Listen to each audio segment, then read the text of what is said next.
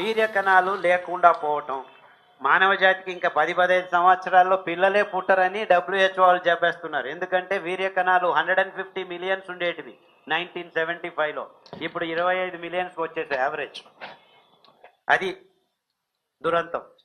మీకు వీర్య కణాలు వృద్ధి కావాలంటే పుస్తకంలో సంతానలేమి అని రాసింది, ఆ పట్టిలో ఉన్నది ఎస్పెషలీ సామెల్ రోజులు. సామెల్లో ఉన్న పీచు మీ జననాంగాల్ని శుద్ధం చేస్తుందన్నమాట. అంటే మీ హార్మోన్ బ్యాలెన్స్ని వెనక్కి తీసుకొస్తుంది. తోడు మీకు కావాల్సిన కషాయాలు వేపాకు, రావియాకు, మునగాకు, చింతాకు, తమలపాకు, ఈ 5 కషాయాలు వారం వారం మార్చి తాగండి. అది ఆడవాళ్ళైనా పర్వాలేదు, మగవాళ్ళైనా పర్వాలేదు. సంతానలేమికి 2 కారణాలే, ఒక్కరే కాదు. సో ఆడవాళ్ళనే చూస్తుంటారు సంతానలేమి అంటే. యాక్చువల్లీ ప్రాబ్లం 90% ఇక్కడ ఉందని అందరికీ గమనించుకోవాలి. సో వీర్యకణాల వృద్ధి కోసం, అంతేకాదు లింగ స్తంభనం రావట్లేదు, ఎరెక్టైల్ ఫంక్షన్స్ సరిగ్గా లేదు, అర్లీ ఎజాక్యులేషన్స్, ఇలా లైంగిక సంబంధమైన రోగాలన్నీ ఆ సంతానలేమి అని పట్టిలో ఉన్నదాన్ని మీరు చాచు తప్పకుండా పాటిస్తే 6 నెలల నుంచి 2 సంవత్సరాల లోపు బాగైపోతాయి. ఏమి ఇబ్బంది లేదు. Hair loss, nail loss, weight loss, అన్ని లాస్. డిఫరెంట్లీ ఏబుల్డ్ కిడ్స్, ఇవన్నీ చాలా మందికి, అదే చెప్పాను కదా, ఇక్కడ నరాల సంయోజనం సరిగ్గా లేకపోవటం వల్ల ఇలా దేహంలో కొన్ని భాగాలు సరిగ్గా నరాల సంబంధమైన సిగ్నల్స్ సరిగ్గా దొరక్కపోవటం వల్ల దానికి కావలసిన పౌష్టికాంశాలని అందజేసుకోలేక, కూడబెట్టుకోలేక ఇలాంటి ఇబ్బందులన్నీ వస్తున్నాయి.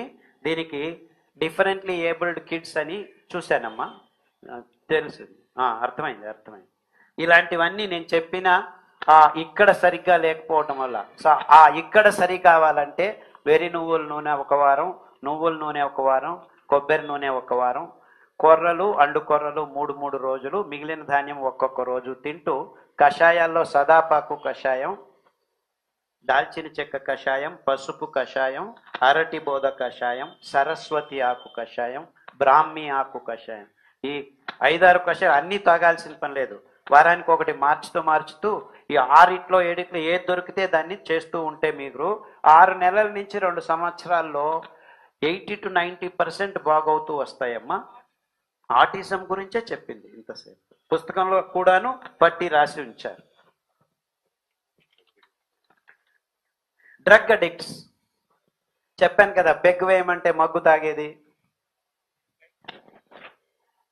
మార్ఫిన్ అడిక్షన్, కోడిన్ అడిక్షన్, ఈ పాన్ పరాగి నోట్లో పెట్టుకోవడం, తంబాకు, సిగరెట్ తాగటం, కాఫీలు, టీలు తాగటం, రోజుకు 5 సార్లు 6 సార్లు కాఫీలు, టీలు తాగటం, ఇలాంటివన్నీ నరాల దౌర్బల్యాన్ని పెంచే ఈ అడిక్షన్స్ వల్ల. కాఫీలో కెఫీన్ ఉంది, సిగరెట్లో, తంబాకులో నికోటిన్ ఉంది, ఈ డ్రగ్స్లో మార్ఫిన్, కోడిన్, చాక్లెట్లు కూడాను అడిక్షన్, థియోబ్రోమిన్ అనే ఆల్కలాయిడ్ ఉంది. సో పిల్లలకి చాక్లెట్లు ఇవ్వకండి, మీరు మీ పిల్లల్ని కావాలని అడిక్ట్ చేస్తున్నారనమాట. ఈ అడిక్షన్స్ నుంచి దూరం కావాలంటే మీరు రేపే మాయం చేసుకోలేరు, నిదానంగా అంచెలంచెలుగా దూరం కావాలి.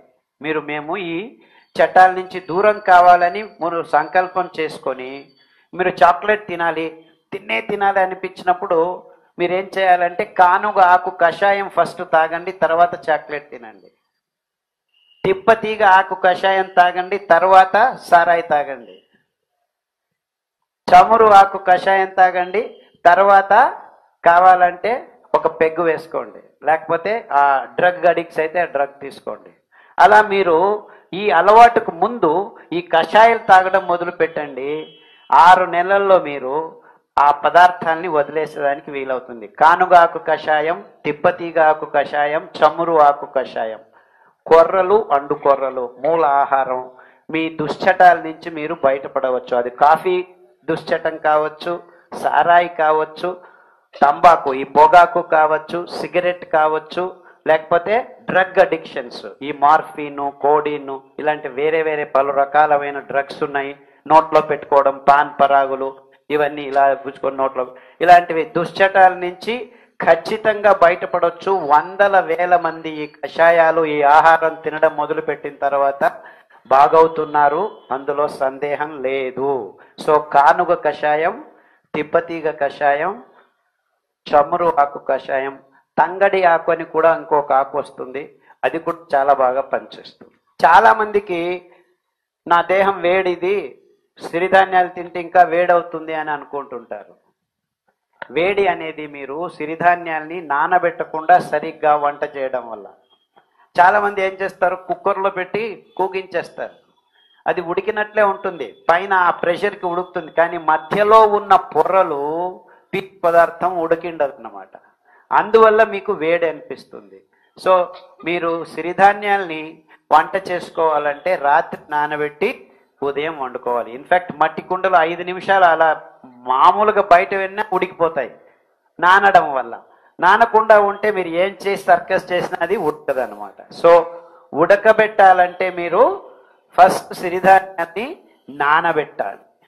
అంతేకాకుండా ఊరికనే మీకు వేడవుతుందన్నా కానీ సింపుల్గా అరికల్ని ఉడకబెట్టాలంటే నానబెట్టి ఉడకబెట్టుకొని తింటే మీ దేహం చల్లగా అవుతుంది. దానికి తోడు మెంతుల కషాయం, మెంతులు, జీలకర్ర కషాయం, మెంతులు, జీలకర్ర, ఆవాలు, ఒక వారం ఆవాలు, ఒక వారం జీలకర్ర, ఒక వారం మెంతులు. ఇన్ఫ్యాక్ట్ ఈ 3 కాంబినేషన్ వారం వారం తాగితే మీ ఉదర సంబంధ రోగాలు, బ్రెయిన్ అంటే వికారాలుగా ఆలోచిస్తారు, ఏదేదో ఆలోచనలు వస్తుంటాయి, నెగిటివ్ థాట్స్, అదంతా వచ్చేదంతాడు కూడాను ఈ 3 కషాయాలతో పాటు సన్న ఉల్లిపాయల కషాయం, తులసి కషాయం, సరస్వతి ఆకు కషాయం, పుదీనా, ఇంకా మంచి కషాయం అన్నిటికంటే అంటే గోంగూర కషాయం.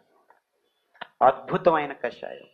ఆల్మోస్ట్ అన్ని రోగాలకు రామబాణం. నాకేమి దిక్కుతోచట్లేదంటే వెళ్ళి గోంగూర కషాయం తాగండి, మీ మెదడు పునశ్చేతనం అవుతుంది. అంత అద్భుతమైన కషాయం. సో ఇలా కషాయాల్ని మీరు జాగ్రత్తగా ఆ రోజుకు ఆ రోజు ఫ్రెష్గా తయారు చేసుకొని తాగండి. పొడులు చేసుకుంటాము, ఎండబెట్టుకుంటాము, ఇలా సోంబేరితనాలు చేసుకోవద్దండి. Parkinson's, Alzheimer's. పార్కిన్సన్స్ అంటే వణుకే రోగం, వణుకుతూ ఉంటుంది, కొందరు మర్చిపోతూ ఉంటారు. ఆల్జైమర్స్లో పూర్తిగా మర్చిపోతారు. ఇలాంటి నర దౌర్బల్యాలు, నర సంబంధ రోగాలు ఇప్పుడు అమెరికాలో సోకాల్డ్ అడ్వాన్స్డ్ కంట్రీస్లో క్యాన్సరు, డయాబెటీస్ దాని గురించి పట్టించుకోవట్లేదు, ఏదో ఒకటి చేసుకుంటారు. కానీ పార్కిన్సన్స్, ఆల్జైమర్స్కి భయపడుతున్నారు. మన దురదృష్టం కొద్దీ మన దేశంలో కొన్ని ఈ రోగాలు మెల్లిగా వచ్చేస్తున్నాయి. గడిచిన 5 సంవత్సరాల్లో పార్కిన్సన్స్, ఆల్జైమర్స్ మన దేశంలోనే ఎక్కువ అవుతుంది. ఈ ఆహార పదార్థాలే దీనికి కారణమని ఎవరు చెప్పట్లేదు. అంటే మీరు ఈ పదార్థాలని వదిలేసి వెర్రి నువ్వుల నూనె, కొబ్బరి నూనె వారం వారం మార్చి 3 చెంచాలు ఉదయం లేచి తాగితే పడిగడుపున, తర్వాత కషాయాలు, సాదాపాకు, పసుపు, అల్లము, బిల్వం, ఇలా కషాయాలు తాగుతూ అరికలు 3 రోజులు, సామెలు 3 రోజులు ఎక్కువగా తినాలి. మిగిలిన ధాన్యం ఒక్కొక్క రోజు తినాలి. దీన్ని మీరు చాచు తప్పకుండా 9 నెలలు చేస్తే పార్కిన్సన్స్, చాలా మందికి సంతకాలు చేయడం కావట్లేదు, జరుగుతూ ఉంటుంది. 6 వారాల్లోనే సంతకం కరెక్ట్గా చేయడం మొదలుపెట్టారు చాలా మంది, వందల వేల మంది. సో జాగ్రత్తగా గమనించండి, పుస్తకంలో పట్టీలో రాశారు, గమనించి మీరు వాడండి. కొలెస్ట్రాల్, ట్రైగ్లిసరైడ్స్, రొమాటిక్ ఫ్యాక్టర్స్ ఇవంతా విదిన్ వీక్స్, 6 to 9 వీక్స్ మాయమైపోతాయి మీరు సిరిధాన్యాలు తింటే. చెప్పాను కదా, హృదయ సంబంధ రోగాలు, దోసకాయ జ్యూసు, సొరకాయ జ్యూసు, బూడిద గుమ్మడికాయ జ్యూసు, 9 వారాలు, వారం మార్చి 3 రౌండ్లు చేసే లోపల మీకు ఇవన్నీ మాయమైపోతాయి, ఏ ఇబ్బందులు ఉండవు.